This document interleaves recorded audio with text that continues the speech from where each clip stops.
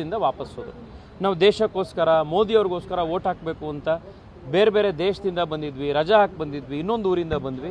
ಆದರೆ ವೋಟ್ ಹಾಕೋ ದಿವಸ ನಾವು ಬೂತಿಗೆ ಹೋದರೆ ಅವತ್ತು ನಮ್ಮ ಹೆಸರು ಅವತ್ತು ಕಾಣ್ತಾ ಇಲ್ಲ ಅನ್ನುವಂಥ ಭಾಳ ದೊಡ್ಡ ಇಶ್ಯೂ ಲಾಸ್ಟ್ ಟೈಮ್ ಚುನಾವಣೆಯಲ್ಲಾಗಿತ್ತು. ಬರೀ ನಮ್ಮ ಕ್ಷೇತ್ರದಲ್ಲೇ ಸುಮಾರು 25-30 ಸಾವಿರ ಜನ ಈ ರೀತಿ ಆಗಿತ್ತು ಅನ್ನುವಂಥದ್ದನ್ನು ನಮ್ಮ ಚುನಾವಣೆ ಆದಮೇಲೆ ನಮ್ಮ ಗಮನಕ್ಕೆ ಬಂದಿತ್ತು. ಆಗಲೂ ಕೂಡ ಬೆಂಗಳೂರಿನ 3 ಜನ ಕ್ಯಾಂಡಿಡೇಟ್ಗಳು 2019 ಎಲೆಕ್ಷನ್ ಆದ ನಂತರದಲ್ಲಿ CEO ಅವರ ಹತ್ರ ಬಂದು ನಾವೊಂದು ಮನವಿಯನ್ನು ಕೊಟ್ಟಿದ್ವಿ, ಕಂಪ್ಲೇಂಟ್ನ ಕೊಟ್ಟಿದ್ವಿ.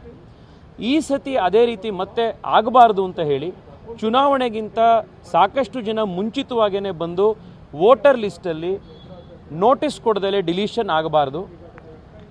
ಯಾವುದೇ ಇವರು ಅಪಾರ್ಟ್ಮೆಂಟಲ್ಲಿರುವಂಥವ್ರು, ಒಳ್ಳೆ ಏರಿಯಾದಲ್ಲಿರುವಂಥವ್ರು, ಮತ್ತೊಂದು ಕಡೆ ಇರೋರು, ಇವರು BJP ಬೆಲ್ಟಲ್ಲಿ ಇರೋವಂಥ ವೋಟರ್ಗಳು ಅನ್ನೋವಂಥ ರೀತಿಯಲ್ಲಿ ರ್ಯಾಂಡಮ್ ಆಗಿ ವೋಟನ್ನು ಡಿಲೀಟ್ ಮಾಡುವಂಥದ್ದು ಆರೋಪಗಳೇನು ಕೇಳಿ ಬಂದಿತ್ತು, ಆ ರೀತಿ ಈ ಸತಿ ಆಗಬಾರ್ದು.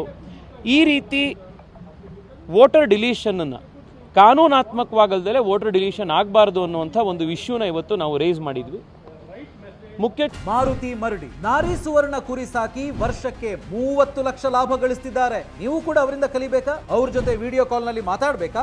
ಈಗಲೇ ಫ್ರೀಡಮ್ ಆಪ್ ಡೌನ್ಲೋಡ್ ಮಾಡಿ. ಚುನಾವಣಾಧಿಕಾರಿಗಳು ವಿಶ್ವಾಸ ಕೊಟ್ಟಿದ್ದಾರೆ ಆ ರೀತಿ ಆಗಿಲ್ಲ ಅಂತ.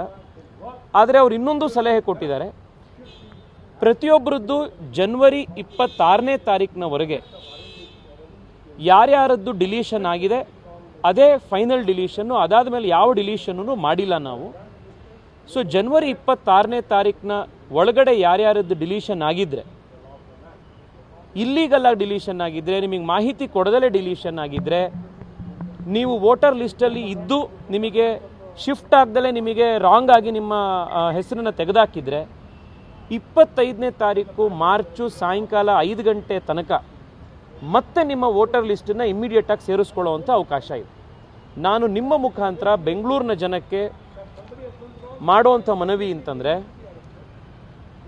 ಎಲೆಕ್ಷನ್ ಕಮಿಷನ್ ವೆಬ್ಸೈಟ್ನಲ್ಲಿ ತಾವು ದಯವಿಟ್ಟು ಹೋಗಿ ನಿಮ್ಮ ಎಪಿಕ್ ನಂಬರ್ನ, ನಿಮ್ಮ ಹೆಸರನ್ನು ಹಾಕಿದ್ರೆ ನಿಮ್ಮ ವೋಟರ್ ಲಿಸ್ಟಲ್ಲಿ ನಿಮ್ಮ ಹೆಸರು ಇದೆಯೋ ಇಲ್ವೋ ಅನ್ನುವಂಥದ್ದು ನಿಮಗೆ ಮಾಹಿತಿ ತಕ್ಷಣದಲ್ಲಿ ಗೊತ್ತಾಗುತ್ತೆ. ನಿಮ್ಮ ಮೊಬೈಲ್ ಫೋನ್ನಲ್ಲೂ ಕೂಡ ನೀವು ನೋಡ್ಬೋದು, ಕಂಪ್ಯೂಟ್ರಲ್ಲೂ ಕೂಡ ನೀವು ನೋಡ್ಬೋದು. ಬಹಳ ಸುಲಭವಾಗಿ ನಿಮ್ಮ ಹೆಸರು ಇದೆಯೋ ಇಲ್ವೋ ಅಂತ ನೀವು ವೆರಿಫೈ ಮಾಡ್ಕೊಳ್ಬೋದು. ಅಕಸ್ಮಾತು ನಿಮ್ಮ ವೋಟರ್ ಲಿಸ್ಟಲ್ಲಿ ನಿಮ್ಮ ಹೆಸರು ತಪ್ಪಾಗಿ ಡಿಲೀಟ್ ಆಗಿತ್ತು ಅನ್ನೋದಾದರೆ, ಜನವರಿ 26ನೇ ತಾರೀಕು ರಿಲೀಸ್ ಮಾಡಿರುವಂಥ ಡಿಲೀಷನ್ ಲಿಸ್ಟಲ್ಲಿ ತಪ್ಪಾಗಿ ನಿಮ್ಮ ಹೆಸರಿತ್ತು ಅನ್ನೋದಾದರೆ, ಮಾರ್ಚ್ 25ನೇ ತಾರೀಕು ಸಂಜೆ 5 ಗಂಟೆ ಒಳಗಡೆ ನೀವು ಆನ್ಲೈನ್ನಲ್ಲೇ ಇಮ್ಮಿಡಿಯೇಟಾಗಿ ಅರ್ಜಿ ಸಲ್ಲಿಸ್ಬೋದು. ನೀವು ಅರ್ಜಿ ಸಲ್ಲಿಸಿರುವಂಥ ಅರ್ಜಿಗಳ ಆಧಾರದ ಮೇಲೆ ನಿಮಗೆ ಎಪಿಕ್ ನಂಬರ್ ಕೊಡಲಾಗತ್ತೆ, ನೀವು ಚುನಾವಣೆಯಲ್ಲಿ ವೋಟ್ ಹಾಕ್ಬೋದು. ಸೊ ನಾನು ಮತ್ತೊಮ್ಮೆ ಬೆಂಗಳೂರಿನ ಎಲ್ಲ ಜನರಲ್ಲಿ ಮನವಿ ಮಾಡ್ತಾ ಇರುವಂಥದ್ದು, ಹೋದ ಸತಿ ತುಂಬ ಜನ ಬೇರೆ ದೇಶದಿಂದ ಇಲ್ಲಿಗೆ ಬಂದಿದ್ರಿ, ನೀವು ರಜಾ ಹಾಕಿ ಫ್ಲೈಟ್ಗಳನ್ನು ಮಾಡ್ಕೊಂಡು ಬಂದಿದ್ರಿ, ಇನ್ನೊಂದು ಊರಿಗೆ ಹೋದವರು ವಾಪಸ್ ಇಲ್ಲಿಗೆ ಬಂದಿದ್ರಿ ಮೋದಿಯವ್ರಿಗೆ ವೋಟ್ ಹಾಕಬೇಕು ಅಂತ. ಆದರೆ ವೋಟ್ ಹಾಕಕ್ಕೆ ಬೂತ್ಗೆ ಹೋದಾಗ ನಿಮ್ಮ ಹೆಸರು ಇರಲಿಲ್ಲ.